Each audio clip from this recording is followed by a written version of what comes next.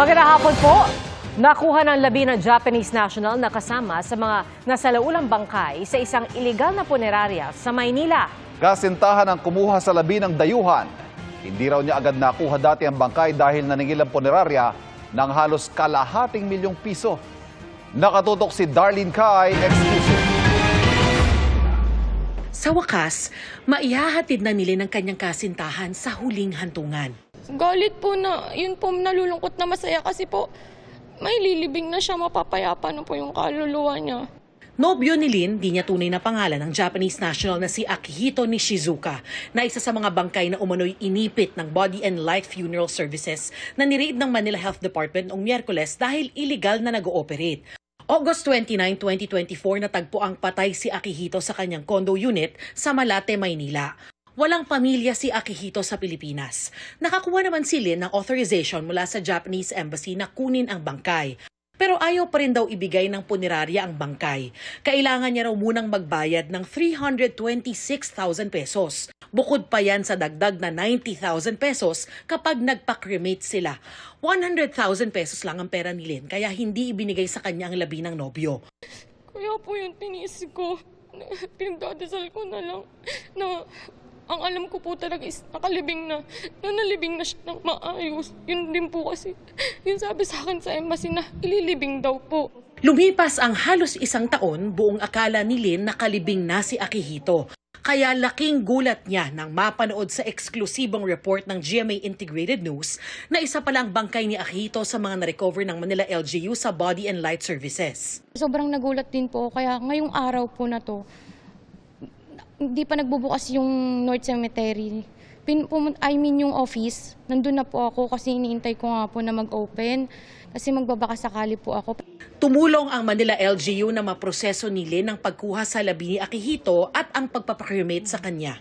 Patuloy ang investigasyon sa Body and Light Funeral Services para maiayos ang isasampang reklamo sa kanila. Illegal na ngang nag-ooperate, mahal pa raw sumingil. Kaya sabi ni Mayor Isko Moreno, mistulang hold up na raw ang nangyayari.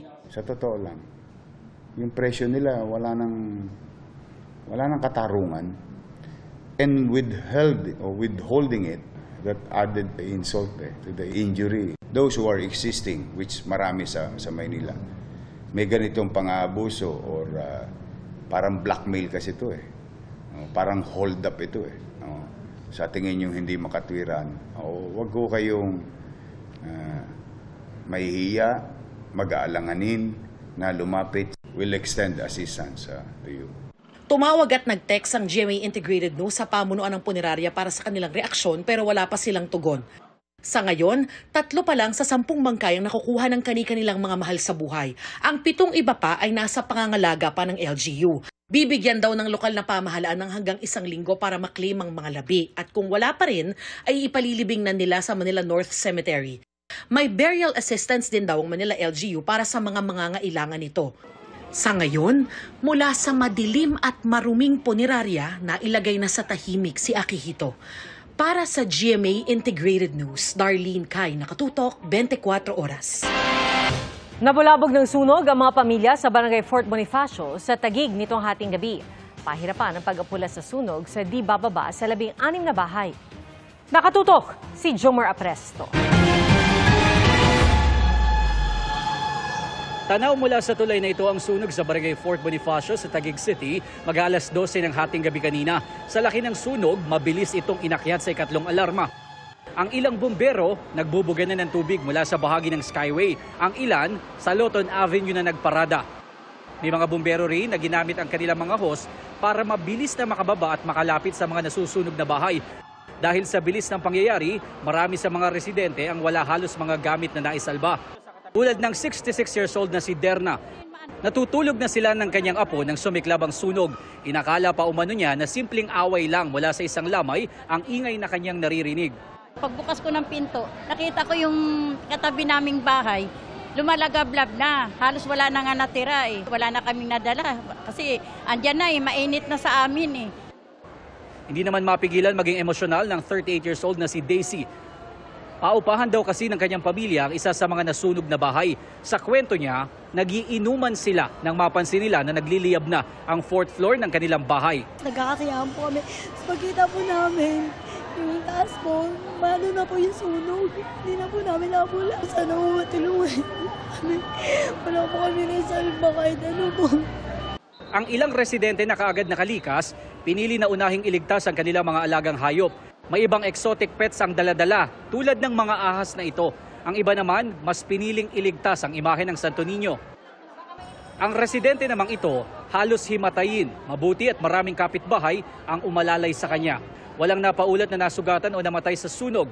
Sabi ng barangay, mananatili muna sa covered court ang mga residenteng nawala ng tirahan. More or less, nasa 16 houses. Yung mga bahay po kasi na yan, mostly mga renters po yan. So by kwarto-kwarto yan, isang palapag, ilang kwarto.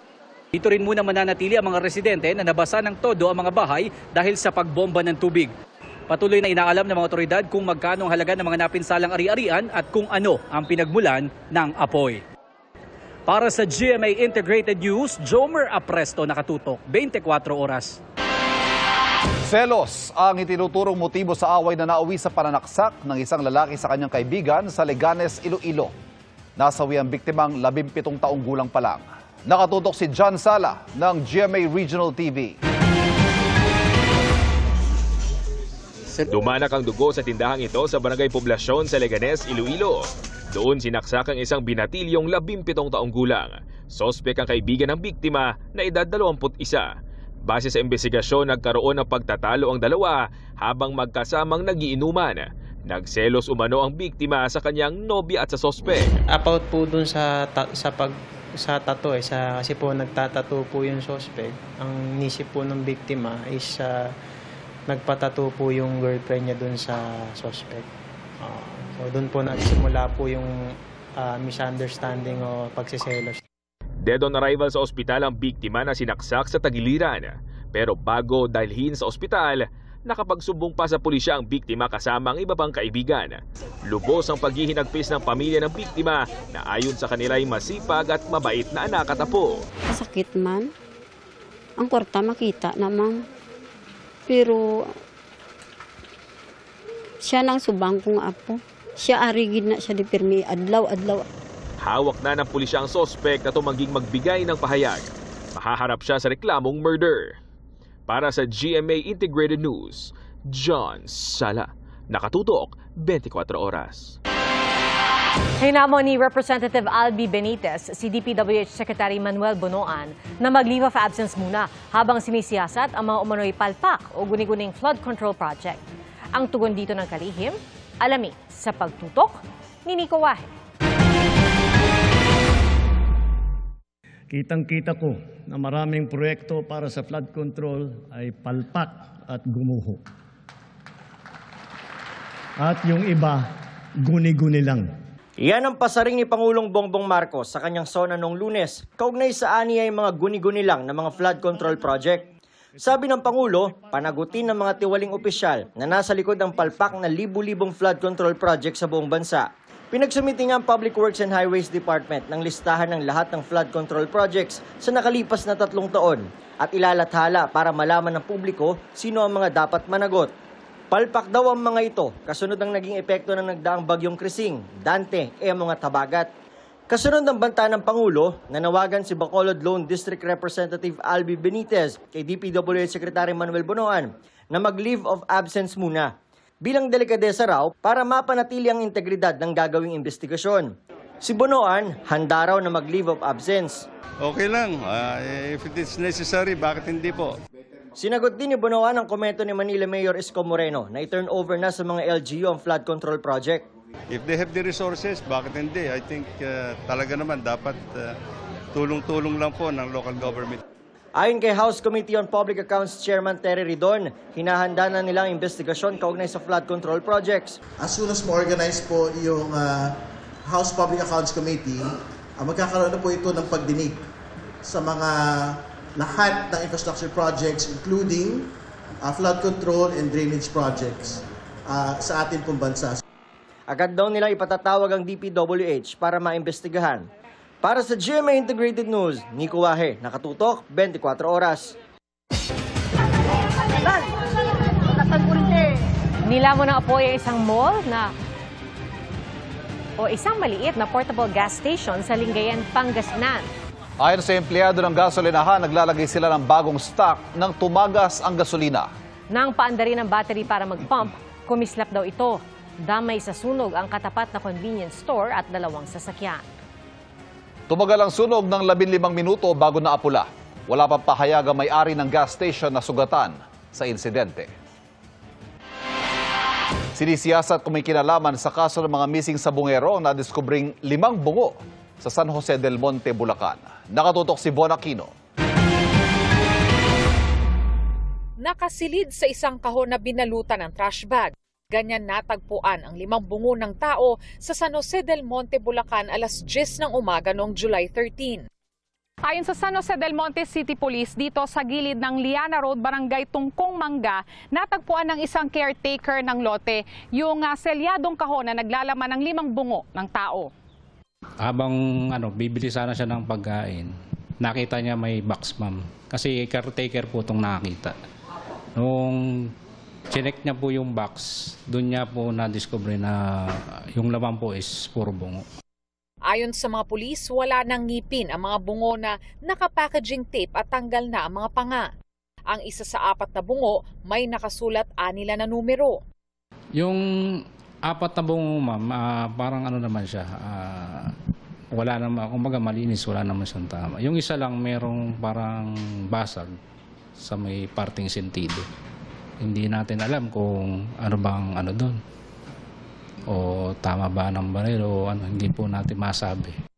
Sabi ng San Jose del Monte Police, dinala ang mga bungo sa Camp Crame at isinasailalim sa anthropological, odontological at DNA examination. Sa ngayon, wala pa nilang lumalapit para magpasuri kung labi ito ng kanilang kaanak. Nagbabacktracking din daw ang mga otoridad para matukoy ang pagkakakilanlan ng nag-iwan ng mga bungo. Iimbestigahan daw nila kung may kinalaman ito sa paggamit ng mga buto sa pag-aaral ng medisina. Pati na ang koneksyon ng mga bungo sa mga missing sa Bungero, lalo't 4 sa kanila ay taga San Jose del Monte. Sa ngayon, hindi pa raw masabi ng pulisya kung konektado ang mga nakuhang bungo sa kaso ng mga missing sa Bungero.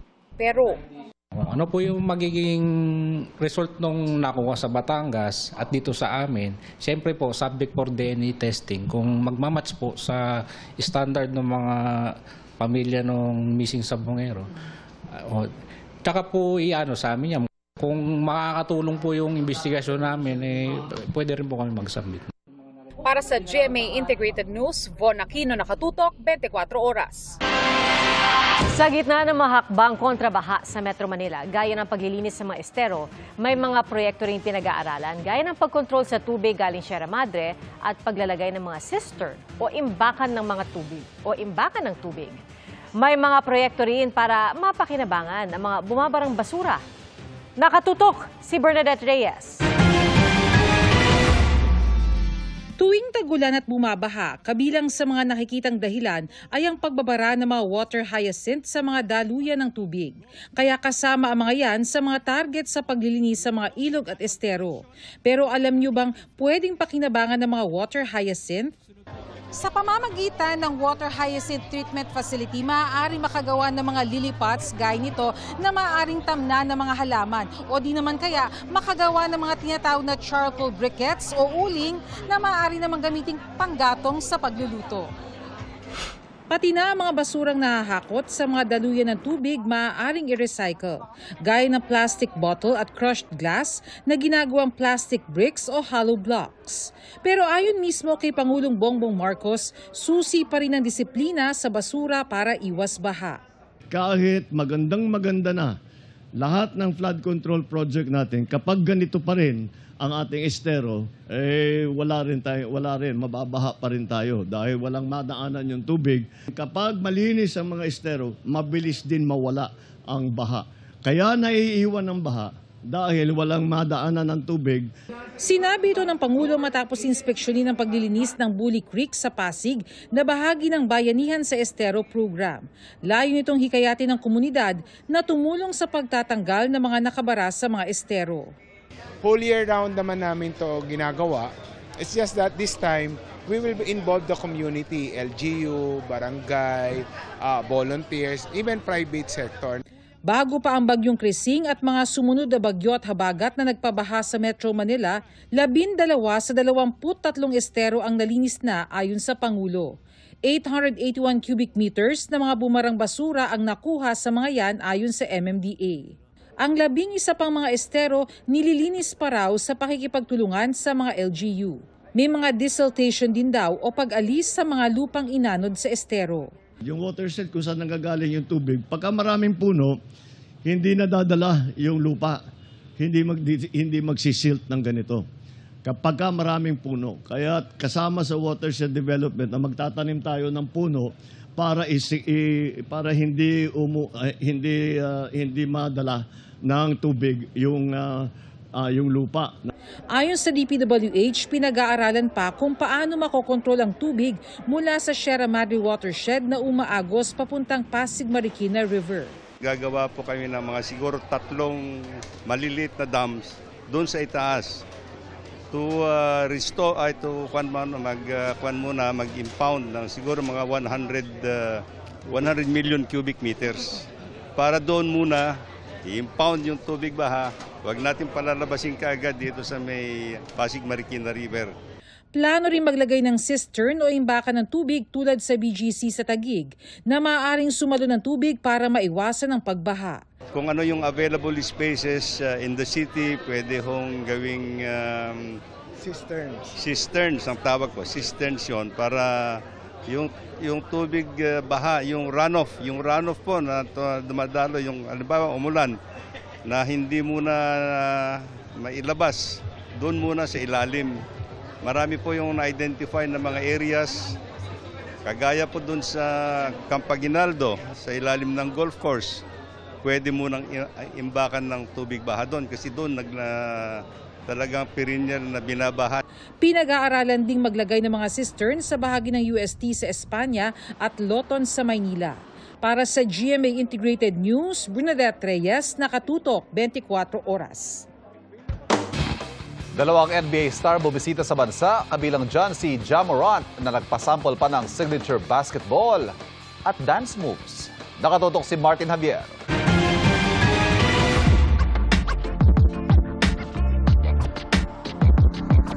Mga kapuso, excited na sinalubong ng Pinoy basketball fans ang NBA superstar na si Ja Morant.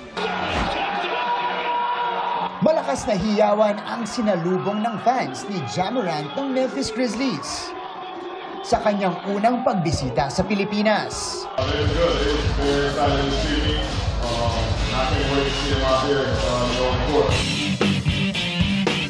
Nagpakitang gila sa harap ni Ja ang ilan sa mga pinakamahuhusay na manlalaro ng high school mula sa De La Salle Zobel Junior Archers at mula sa local community.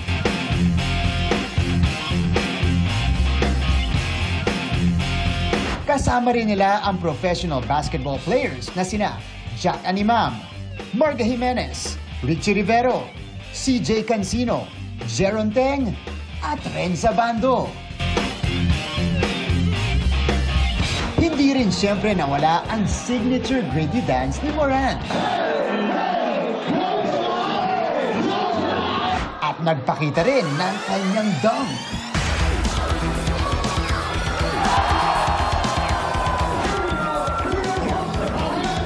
Nagkaroon din ng meet and greet. One day mo na, you're gonna be in the spotlight. That goes to show how resilient we are as athletes. He's an inspiration to all the youth. I mean, as you could see in this event, maraming mga bata that really admire him. And, you know, Ja Morant is a man of the people.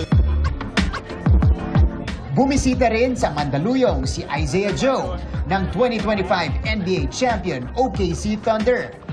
Kasama ang Larry O'Brien Trophy ng NBA. Hindi siya makapaniwalang may 4-point line sa basketball dito sa Pilipinas. You said a 4-point line. Is that real? Yeah. That's real. Yeah. That's where I'm gonna live. That's my spot then. That must be the Isaiah Joe spot, huh? Advice ng NBA champion sa lahat ng nangangarap maabot ang tugatog ng tagumpay. Don't expect it to be easy. You will have ups and downs.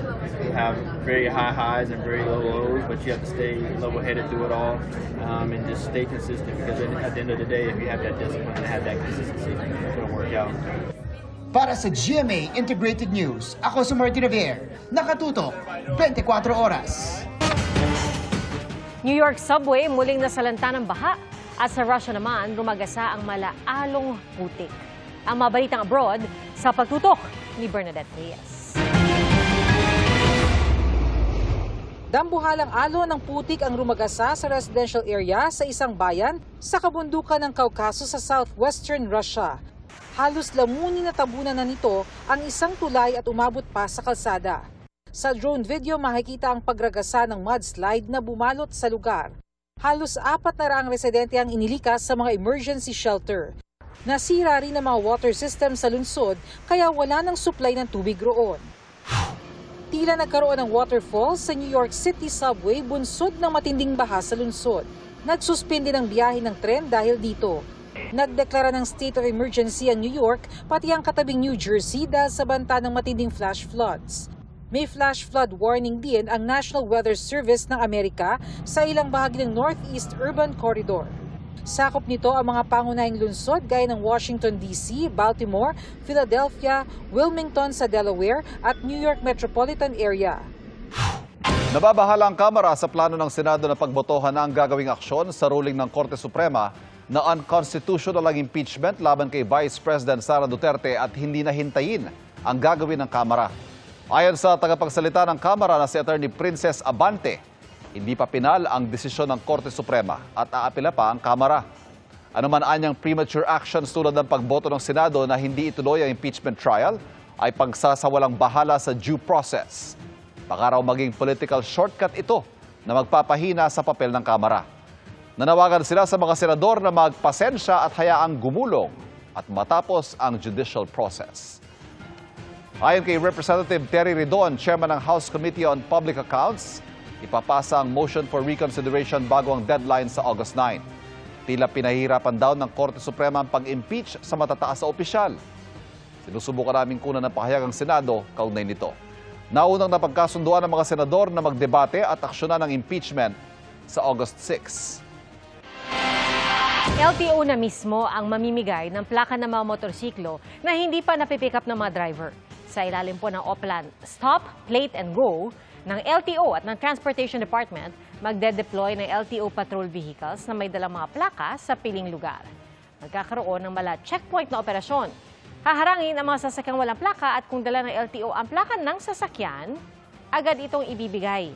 Pero kung hindi pa available ang plaka, tutulungan ng enforcers ang driver na i-track ang status ng license plate. Tugon daw po ito sa utos ng Pangulo na mapabilis ang distribusyon ng mga plaka ng mga motorsiklo.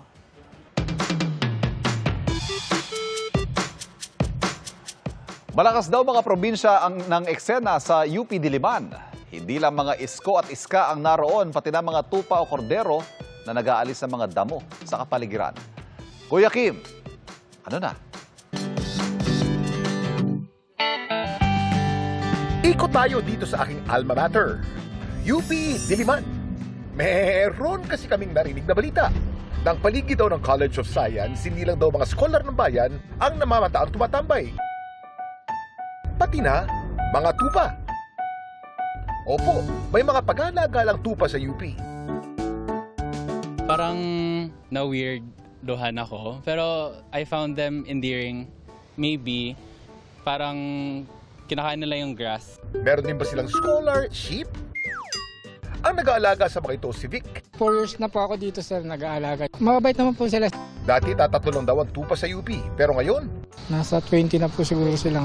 Ayon sa Associate Dean for Facilities and Resources Management na si Dr. Marian Roque, nakakatulong daw ang mga tupa sa pag-maintain ng mga damo sa universidad. Parati kaming may problema sa grass cutter. Mahal ang gasolina, nasisira. May nag-mention that yung mga sheep daw ay magaling silang grass cutter. Ayun yung pang isang amazing about them. I think 8 o'clock, papalabasin na sila. And then, without even telling them to go back, sila mismo, I think it's sunset, babalik sila. Ang mga mga sheep o tupa, gaya ng mga kambing, mga herbivore o kumakain ng halaman. Sila rin ay ruminant animals. Ibig sabihin, ang kanilang mga sikmura ay mayroong multiple chambers. Dahilan para mas madali nilang ma-digest ang mga damo o halaman. Madalas din sila makita magkakasama. Nagsisilbi itong proteksyon laban sa mga predator. Pag masama-sama kasi sila, mas mahirap para sa predator na umatake. Ano naman kaya ang balak ngayon ng admin sa mga tupa sa College of Science? Di-discuss pa yon, although there are too many. Siguro yung iba baka bibenta, and then the proceeds will go to the janitors taking care of them. I think the students have learned to love the sheep. It's difficult to let go kasi parang naging mascot na sila. Ang mga tupa, patunay na basta sama-sama, lahat makakaya. Para sa bayan. Ito po si Kuya Kim at sagot ko kayo, 24 oras. Pinangambahan ng mga residente na isang barangay sa Pasig na baka sinkhole ang tumambad sa kanilang mga butas sa lupa. At ang isang bahagi ng kalsada, tuluyan ng gumuho. Nakatutok si Katrina Son. Miyerkules nang isumbong sa Barangay Ugong sa Pasig City ang tila lumubog na parte ng Eagle Street. Pagdating doon, kapansin-pansing nagkabitak-bitak ang isang bahagi ng kalsada. Pangamba nila, baka sinkhole ito. Agad nag-inspeksyon ng Barangay Ugong Rescue. Tumambad sa kanila na halos wala ng laman ang ilalim ng naturang bahagi ng kalsada. Sa loob ng isa sa mga butas, makikita ang mga gumuhong parte nito. May mga batong makikita at ilang parte na lang nito ang may lupa. Ayon sa assessment ng city, erosion. 1.5 meters yung lapad, 6 feet below the ground. Maaaring matagal na raw ito, ngunit ngayon lang nakita. Nagkasunod-sunod din daw ang bagyo at ilang araw ang naging pag-uulan. Bali yung tubig, wala na napagdadalo yan, hindi nakakonect sa main drainage yung manhole natin. Nagkaroon ng kung saan paglalagusan ng mga tubig. Pag-uusapan daw ng barangay ang pagkumpuni rito. Babakbakin din nila ito at kung kaya ay sesementuhan kaagad. Mabuti na lang din daw na walang mga dumadaan dito na motorista. Wala rin masyadong mga tao at malayo sa mga bahay. Gayunman, hinarangan na muna ang apektadong kalsada para masiguro ang kaligtasan ng lahat. Sinusubukan ng GMA Integrated News na kunan ng reaksyon ang Pasig City LGU, ngunit wala pa silang tugon. Para sa GMA Integrated News, Katrina Son, nakatutok 24 oras. Nagsasayaw habang nakahubad at nakabrief lang ang lalaking yan sa ibabaw ng umaandar na tricycle. Ang viral video na yan nakuhanan sa Diversion Road, Mandurriao, Iloilo City, madaling araw ng July 31. Natukoy na pagkakakilanlan ng lalaki at ng driver. Isa sa tatlong kasama nila ay menor de edad pa. Ayon sa pulisya, matapos mabalita ang pinaghahanap ng mga otoridad, kusang pumunta sa istasyon ang mga sangkot. Paliwanag daw ng lalaki nagsayaw, ginaya lang daw niya ang isang vlog. Hindi raw ito nagustuhan ng LTO Region 6 na nagbabalang posibleng hindi na payagang magkalisensya ang tricycle driver. Sinusubukan pa namin kunan ng pahayagan lalaki at kanyang mga kasama. Aabot sa halos 3 bilyong piso ang halaga ng mga nasirang pananim sa bansa matapos ang pagtama ng mga nagdaang bagyo at habagat. Handa ang Agriculture Department na tulungan ang mga magsasaka para makabangon. Nakatutok si Nico Wahe.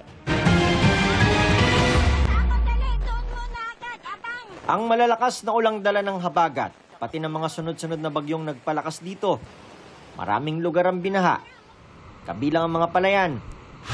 Ayon sa Department of Agriculture, dahil sa habagat at mga bagyong Krising, Dante at Emong, aabot sa halos 3 bilyong piso ang halaga ng mga nasirang pananim. Pinakamalala raw sa Central Luzon. Karamihan pa rin ng damages ay naitala sa palay sector, almost 60,000 metric tons yung nawala sa ating mga palayan. At ang naapektuhan ay ang Region 3, kalahati ng damage ay reported sa Region 3, in particular sa Pampanga. So doon yung karamihan ng damage. Malaki rin ang pinsala sa Mimaropa at sa Western Visayas. Pero ayon sa DA, nasa early stage pa lang ng pagtatanim ang mga na-damage at partial lamang. Sabi ng DA, madalian nilang makababangon ng mga magsasaka. Tutulong din daw sila. Ito mga naapektuhan, so it can easily be recovered. Nagkaroon na ng mga preposition at ngayon nagdi-distribute na tayo ng mga binhi para makapagtanim uli yung mga farmers. May konting delay of course sa harvesting. Maaasahan itong taniman na to mga late November or within November yung harvest pag nagtanim na yun. Sa kabila ng mga pinsala, maganda raw ang ani ng palay at mais ngayong unang semestre ng taon, base sa datos ng Philippine Statistics Authority o PSA. Wala naman tayong inaasahan na La Nina rin. So we can expect, ang main crop kasi natin is wet season. So minimum yan 11 metric tons, 11 million metric tons ng palay for wet cropping seasons. Target ng pamahalaan na makapag-harvest ng 20.4 million metric tons. Mas malaki sa record noong 2023 na 20.06 million metric tons. Para sa GMA Integrated News, Nico Wahe, nakatutok 24 oras. Nagloko umano ang preno kaya sumalpok sa isang bahay sa Pagadian, Zamboanga del Sur ang isang motorsiklong may 3 sakay na menor de edad. 2 po ang nasawi. Nakatutok si Darlene Kai. Sa saradong pintuan ng bahay na yan sa Pagadian, Zamboanga del Sur, isang motorsiklo ang sumalpok. Tumilapon sa loob ang mga sakay nitong pawang mga menor de edad. Ang rider ng motorsiklo, sugatan at napatayo na lang.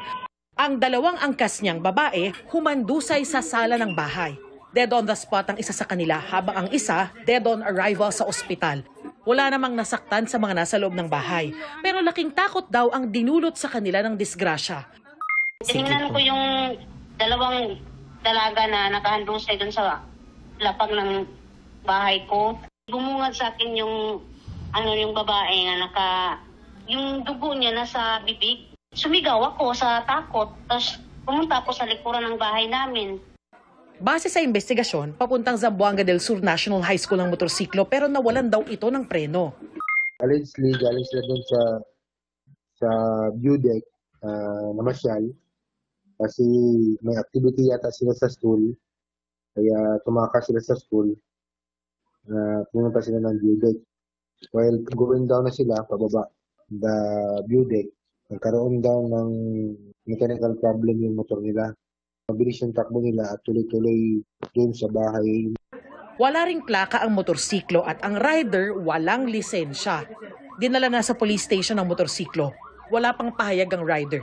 Ang may-ari ng bahay, bagamat walang planong magsampa ng reklamo, humiling na mapagawa ang pinsala sa bahay. Para sa GMA Integrated News, Darlene Kai, nakatutok 24 oras. Para sa GMA Gala 2025,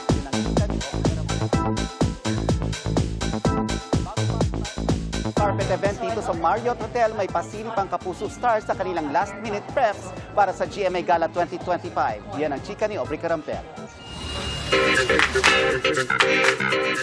Ano ba yun? Grabe, parang lumit ah! Truly a dream come true para kay PBB Celebrity Collab Edition ex-housemate Shuve Etrata.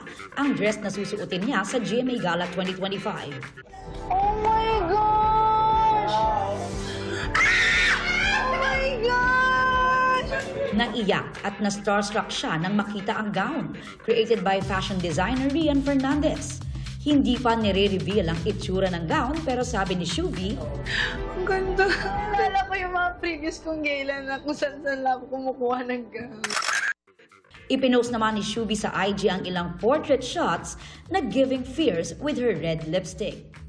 Slaying naman si Kapuso third big placer na si Charlie Fleming, suot ang isang dress by Mac Tumang. Dripping in glam naman si Ashley Ortega. Aubrey Carampel, updated to showbiz happenings.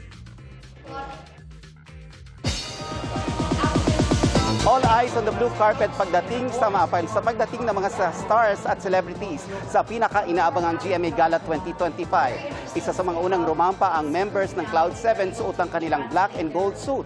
Looking very cute naman sa blue carpet ang Campus Cuties. Isa sa mga early bird tonight sina Chef Elite, Shovie Walter at MJ and Cabo. Kasama rin sa mga maagang dumating ang ilang sparkle artists at content creators. Spotted din sa blue carpet si Senior Vice President and Head of GMA Integrated News, GMA Regional TV and Synergy, Oliver Victor B. Amoroso. Hanggang ngayon ay patuloy na nagdadatingan ang mga Kapuso stars and celebrities.